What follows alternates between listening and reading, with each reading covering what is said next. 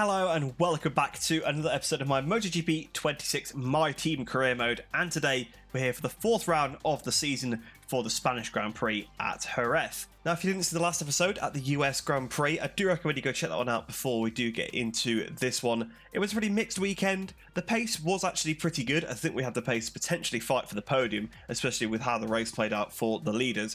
But unfortunately, we got taken out in both races by Zarco in the sprint race and Alex Marquez in the main race, and of course that completely derailed our weekend and meant a weekend where we could have actually gained some decent points. We came away with very few. Now, moving into this one, we might be getting back to a little bit of normality. We've had a decent start to the season, although some very strange races, but back in Europe, that's usually when the real championship starts. So without any further ado, we'll head into practice and see how this European leg of the season is going to start. Into practice we go then, and initially the pace was looking quite good. You can see them all over the back here of Luca Marini. Now, of course, the two Hondas in front of us, not absolute front runners, but you can see here, it does look like they are holding us up quite a bit, so it does indicate that we've got a bit of pace. 6th place so far in the session as well, only 10th off the top time.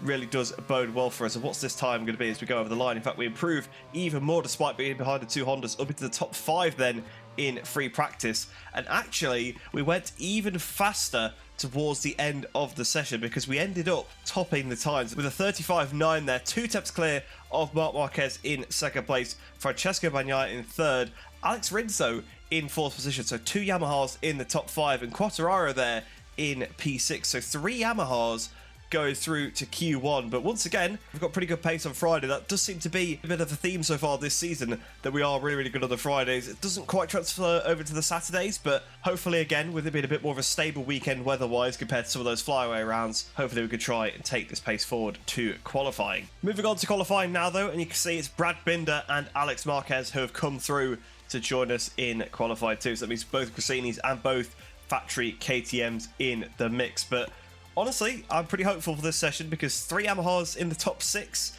us top of the session, does show that we have got some pretty good pace here. Moving on though to the end of our first flying lap, getting it pretty out of shape actually into the last corner, missing the apex a little bit, although you can always cut it back for another one. Top time at the moment is a 36.0 by Marc Marquez. We went a lot faster than that in free practice up towards the line.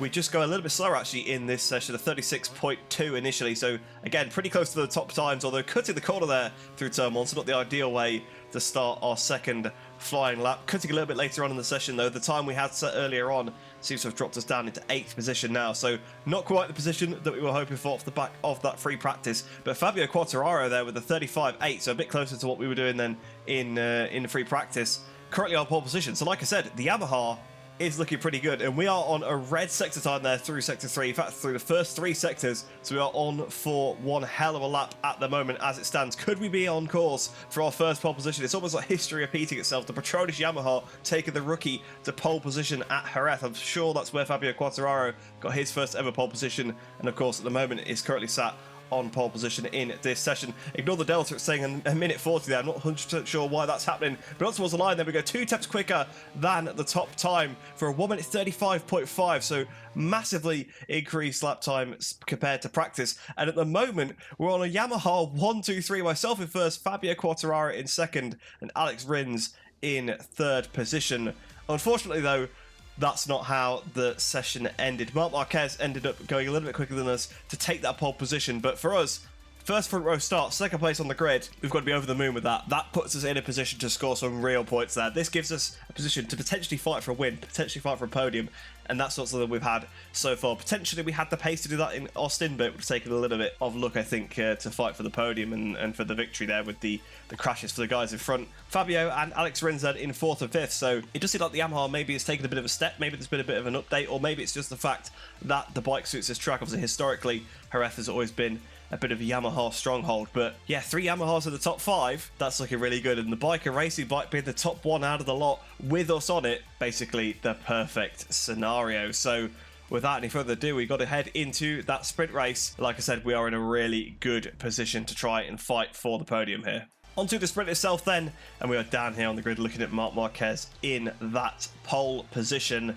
and looking really at the man that we want to beat, because you started second on the grid. I say that I want to get a podium, of course I absolutely do, but of course the objective is to try and fight for that win. Can we try and get the inside into turn 1? We've been good on the brakes all season. We've led a sprint race as well, if you don't forget, back in Brazil. We led briefly there from about 10th place on the grid, actually. So with it being dry, I don't think that's going to happen. That was a little bit of a freak circumstance due to the weather, but we have definitely got a good chance to try and get the whole shot into turn 1. But here we go then. Closest we've ever been to that Marshall waving that red flag at the front of the grid. We've also got Pedro Acosta alongside us as well, so don't forget that. He's going to be really, really aggressive into turn 1, that I am sure of. And of course, the two factory Yamahas are not going to want to get beaten by the satellite bite, but the lights are on then, waiting for them to get here for this Jerez sprint race. Lights out, and away we go. And it's not a great launch. Marquez is definitely going to keep that lead down towards turn 1. I think Fabio Quartararo is going to try and get the inside of us as well on the run into turn 1. We break nice and early. Both factory Yamahas starting to get hit a little bit there by Jorge Martin, and we have just gone absolutely backwards. We've got that 13th position. We try and get back up the inside of Martin into turn 2. Morbidelli's now pushing us from behind a little bit. Both the factory Yamahas a little bit wide in front, so they've not had the best starts either. We're now side by side with Fabio Di Gianantonio as we try and go around the outside, but that's not going to happen. Down to 12th place. Can we get back up the inside of Fabio on the exit of the corner? No, we can't. So second place to 12th in the first few corners. So I was bigging it up, saying we were going to try and go for the whole shot in turn 1, and we've gone backwards 10 positions. We tried to get the switch back there on Ferdinand again, but look at Martin! Look at the power of that Aprilia. We try and go back up the inside into the Danny Pedrosa corner, but Martin on the brakes as well. Not only does he have the power of that Aprilia, he has the stopping performance, although we kind of force our way back through at the inside of Jorge Martin, back up into 12th position. But at the moment, both of us pretty much out of position compared to where we qualified, and both of us also not scoring any points, although there is a yellow flag behind, so I'm not sure what's gone on with that one. Ralph Fernandez track limits warning, so maybe he has something to do with that. Cut to the group behind us though, and I think unfortunately the rider that has gone down is Jake Dixon. So we're on board with Jake here. He goes up the inside, he almost hits the back of Morbidelli, and yes, he does have contact with Ralph Fernandez there. Just kind of two lines converged into one, which is just really, really unfortunate.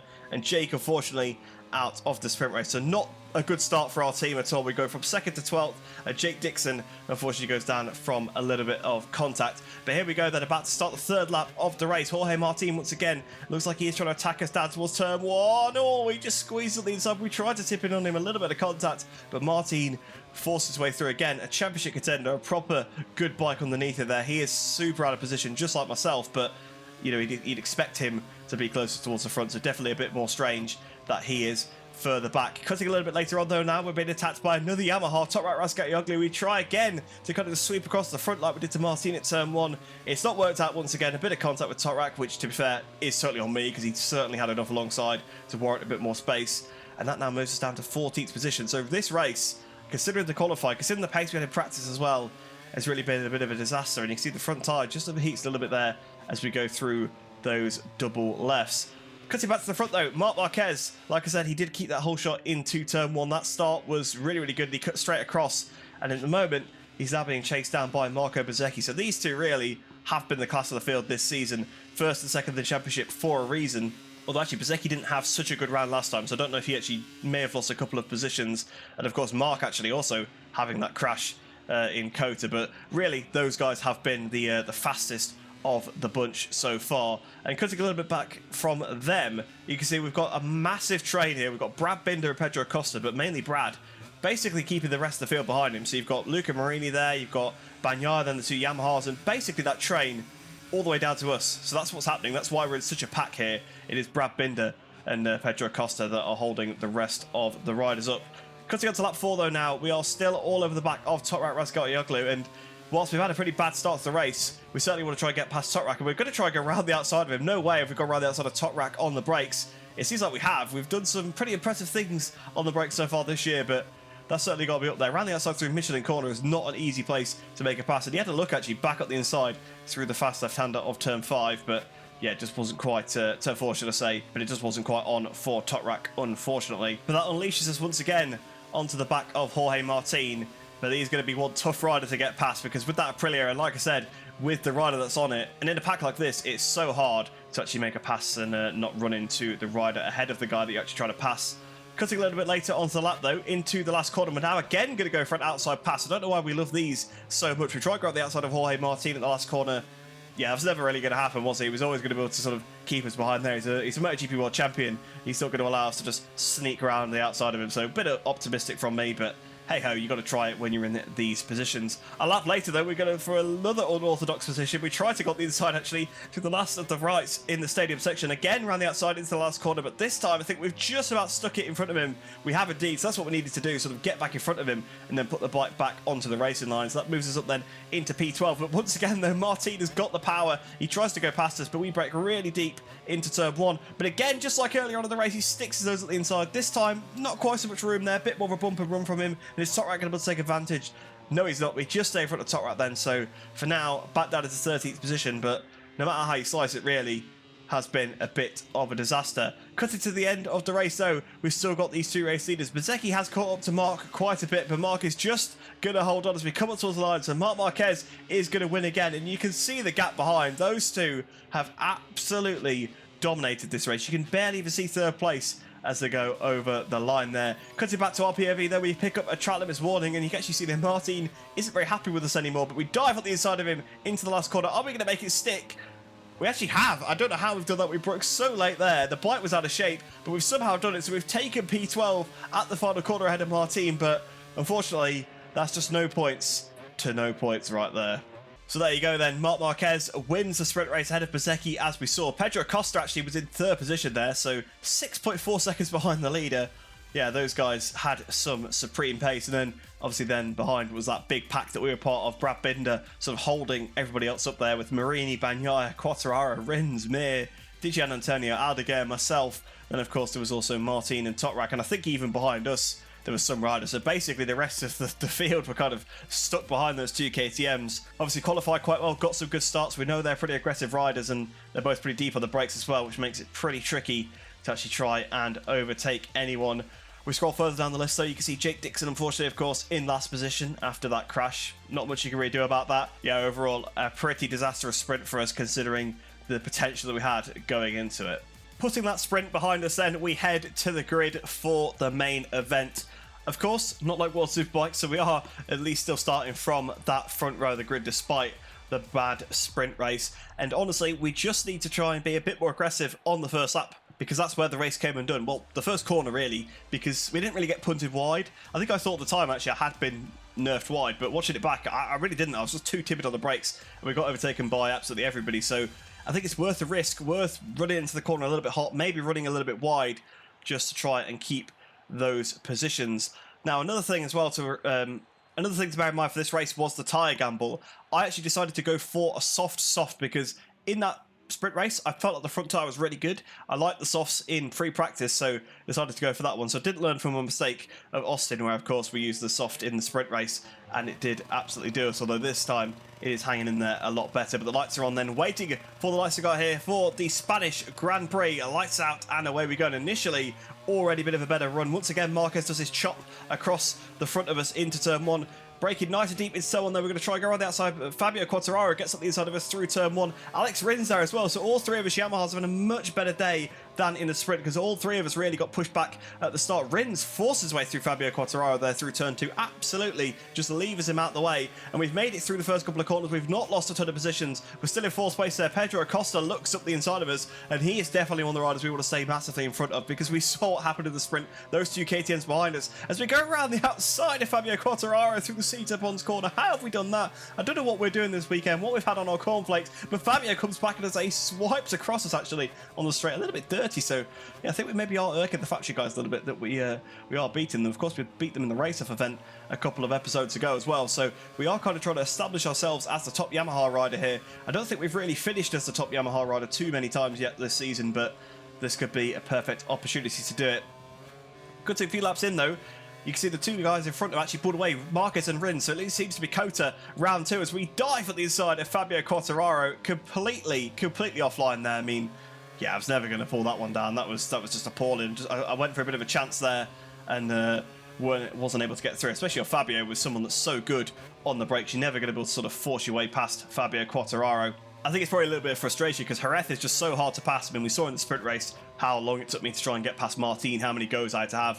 And I think that's probably just a little bit of the same there with Quartararo. Cutting a few laps on there a little bit further back, and once again, the KTMs are at it, although I don't know what line that is from Pedro Acosta. That's definitely going to be a track limits warning, but you can see again, basically the whole pack is stuck behind those guys as us four in front just start to pull away. Well, I'll say just start. We've got a couple of seconds already, but we're just starting to disappear into the distance. And once again, like I said, everybody's stuck behind these KTMs. And if they're riding like that, I'm not surprised no one could get past them, because if someone's riding that erratically, not much you could do. But Pedro Acosta, again, doing a pretty good job, to be honest. Obviously, the KTM, not quite the bike, to be honest. Seems to be performing a little bit better in the career mode than in real life. But to be on the podium in the sprint race and running 5th place now, overall, a pretty good weekend for him. Although as we cut a little bit later on now, though, not the ideal weekend for him, because he actually got a long lap penalty for some of his track limit shenanigans. I mean, he definitely cut that on the way in there, but I think the game did let him get away with it. And you can see here, he now loses a few positions, so he drops behind Binder, Aldeguer, Bezecchi, one of the VR46 bikes, Alex Marquez, and Pecco Bagnaia by the looks of it. We now cut all the way to lap 8. You can see that gap behind now. It's 5 seconds. So us four in front, the 3 Yamahas and Marc Marquez, absolutely pulling away. And to be honest, at the moment, we're about evenly spread as Fabio Quartararo makes a pretty big mistake. He goes out to the green. I think he lost the front into that left-hander.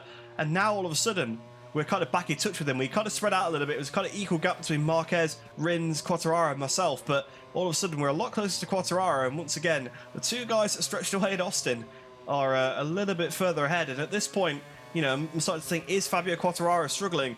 I was struggling a little bit at this point because, like I said, I went for that soft tyre, and you can see it is pretty worn out. We were having to manage at this point of the race with them, and so maybe Quartararo is having the same thing. But once again, down towards the last corner, are we going to have a look at the inside? We are indeed on the inside of Fabio Quartararo. Ooh, track this warning on the grass as well. You can see I kind of went for the move. It was a bit half-hearted, and then I kind of had to back out a little bit, so it didn't really go to plan. Like I said, actually passing here is just tricky. It's just so tricky. So yeah, wasn't a brilliant piece of riding there, but we do manage to both escape. I'm sure if I took Quartararo out, the factory would not be best pleased, especially being the team owner as well. That could have some pretty big consequences. Speaking of the team, though, we do cut a little bit further back to see how Jake Dixon is getting on. Not quite having the enjoyment, I guess you could say, of Jerez that we have had, although so far he is beating Top Right Raskatioglu behind him there, so he is at the bottom Yamaha, and he is up there with, again, stuck behind a couple of KTMs, so I don't know what it is about these KTMs that are blocking everybody, but the Tech 3 guys right there battling with Jake, and hopefully Jake could try and find his way past. I think it's Maverick that is right in front of him. A lap later, though, back to our point of view, and actually, again, it looks like we're all kind of scoping up a little bit, so maybe it was just a bit of a one-off mistake for Quartararo, but I'm all over the back of Fabio now. I want to go for this podium. Let's be honest. It's not just a fact of trying to catch the guys in front. We're battling for 3rd position here, which will be our first podium in our career mode, which will come so much sooner than I expected. Down towards the last corner again. Again, we go on the inside of him. Surely we're not going to pull that down. We actually kind of do. We run a little bit wide, but look at that front tyre. Like how red it went, so it pushes us a bit wide. Quartararo gets the cutback, and once again, he goes through. So there's another sort of desperate lunge from me at the last corner, and you can see the little face now next to his name's actually changed, so he wasn't too pleased with that dive bomb. But to be honest, it's the only place I could try and make a pass, and again we're cutting a lap later to about the same point on the track, so I'm going to guess that we're going to have another little pop into this last corner. It's really the one spot I had the advantage. We go around the outside of Fabio this time, but not even close to an apex, completely off the rubbered line, and of course Fabio keeps in position. You're not going to get around the outside of Quartararo. I did it to Martin, that was being a bit balked in the pack, but yeah, certainly wasn't something I was going to be able to do to Fabio Quartararo on the Yamaha with his braking performance. But cutting on to lap 12 now, though, we are looking at Luca Marini, and what a bizarre crash that was. That was strange. The rear sort of just came round on him for kind of no reason. And as we cut back to our POV, we've got the yellow flag, which I think was the crash for Luca Marini, but yeah, that was a weird one. I guess maybe tyres at this point of the race, and we're still stuck behind Quartararo. We're not surely going for that. Oh no, we both ran so wide. How have we stayed on the bike there? Again, that is a desperate lunge. That was way too late. I was nowhere near, and I think we just kind of got stuck on each other and ran wide. The fact that we both stayed on there, though, is an absolute miracle. I mean, you see how much time we've lost to the leaders. You see how much time we lost to Binder. We were like 8 seconds in front of him, and now we're only 7.7, and it was over 8 seconds. So we lost a good half second at least in that one corner alone, and yeah, you can see at this point I was certainly getting desperate. Like I said, a podium is on the line here. It's the penultimate lap of the race. I'm running out of opportunities to get my way past Fabio Quartararo, but at this point we have so much more grip than him. Look at that, right on the inside through the right hand as we kind of got a cut back on him. So that kind of shows, I think Fabio hasn't looked after his tyres as well as we have. I mean, we saw him struggling earlier. Through the last corner they were a little bit wide, but I think this time we finally stayed ahead of Fabio Quartararo. So that puts us up onto the podium for the first time in this career. But just one more lap to try and bring it on home. Cutting onto the last lap, though, Fabio unfortunately crashes after we go past him in the corner where he made the mistake earlier on. Clearly he was struggling with the front through there, and unfortunately down he goes, which just is a shame. It ruins that sort of Yamaha weekend that we're having. We could have had a 2-3-4 there, but unfortunately Fabio crashes once again. But back to us though, into the final corner then. It is going to be a Marc Marquez win, and you can see how much though we closed at Alex Rins. We're on our personal best lap as we come up towards the line here, so we could have actually had a fight for the win here, but we crossed the line to finish 3rd position, our first podium in the career mode, and we've just got to drink this in. We've not got to think about the fact that if we'd passed Fabio, we could have fought for the win. We've got to focus on the fact that we've got our first podium as a rider, first podium as a team, and only at round 4 of the championship as well. I mean, that's come a lot earlier than I expected. I mean, the Yamaha clearly strong at Jerez, but I didn't think we had this kind of pace to actually fight for the podium and really have race-winning pace here effectively. It's really come as a bit of a surprise to me, because all weekend we were looking good, and we've looked good in some of the practice sessions, some of the qualifyings, but we've never really put it together throughout a whole race. But on this occasion, closest of course we've come to a win within a second, so certainly we had the pace. Well, we did fight for the win today effectively. If we managed to clear Fabio a bit earlier, maybe we could have had a bit of a run at Rins, because I mean, we caught basically up to him in a lap, all that gap that we'd lost from battling with Fabio. So yeah, our pace was really good, but it was just so tricky to actually pass at this track, and definitely some of those moves were probably cost me more time than was worth. They were a bit desperate lunges, especially those ones at the last corner. But yeah, honestly, I'm super happy with that one. Really happy. 3rd position, didn't expect to get that, like I said, at this point of the season. We'll look at where the rest of the riders has finished for the championship. Really, the main one to focus on is Bezzecchi. Obviously, Mark crashed in Austin and lost a few points to Marco, but there's going to be a big swing back in the way of Marc Marquez. Scrolling further down the grid, then you can see Jake Dixon did finish in 18th position then, so he did manage to beat Totrak. He actually managed to beat both of the Tech 3 bikes, actually, so he did get past both of those, so fair play to Jake. And then you can see at the bottom, unfortunately, Quartararo and Luca Marini retiring from that one. Moving on to the championship then, Marc Marquez does retake the lead away from Marco Bezzecchi, so only 2 points in it between those two at the top, so super close. Pedro Acosta still doing an amazing performance to finish in, well, to be in 3rd place there in the championship. We move ourselves up into the top 10 though, up to 10th place, 7 positions gained, 28 points, which is pretty incredible. We've picked up 16 at this race alone. Rins in 9th in the championship as well, so 2 Yamahas in the top 10. We've got to be pretty happy with that. Scrolling further down the championship, Fabio Quartararo 18th in the championship. That is rough. That is really rough for Fabio Quartararo. Obviously crashing out once again, losing him a few positions. Miller then in 20th, Totrak in 21st, and Jake Dixon in 23rd in the championship. Unfortunately, not quite able to score some points in that one. I'm sure his time will come, but he is obviously having a little bit of a trickier rookie experience than I am on the other side of the garage. Moving on to the Team Championship though, this is where it kind of really does matter for us. Where have we managed to put ourselves? We've actually moved up into 9th place in the championship with those points. You can see we're only a couple of points behind Trackhouse and the factory Honda team there as well. So if we could try and gain a few more points on those teams in the next couple of rounds, we could be up with 7th in the championship, which is pretty good going, because we're ahead of some established teams now. So we've got Tech 3 behind us, LCR, both those teams been, they've been around forever basically. Same with Pramac as well. So as a brand new team in the championship, we are doing phenomenally well so far. And finally, onto the Constructors' Championship. Ducati continued to lead, a pretty healthy lead actually there. 34 points ahead of Aprilia in 2nd, KTM in 3rd, and ourselves with Yamaha, with Alex Rins in 2nd place, move up to 4th place, a jump ahead of, well, let's face it, Yamaha's biggest rival, always has been over the years, Honda, so that's going to mean quite a lot to the guys back at the factory. KTM, though, pretty far in front of us, so I think, to be honest, at least for the time being, it is going to be just this little bit of a tit-for-tat battle between ourselves and Honda for the 4th place spot. But there you have it then. That was the Spanish Grand Prix, the return to Europe. At the start of the episode, I said the return to normality, and we've put it on the box. So if this is normal, we are going to be pretty happy, and we're going to be definitely winning some races soon if being on the podium is the norm. But don't want to get too carried away. Of course, it was a track that suited the bike pretty well.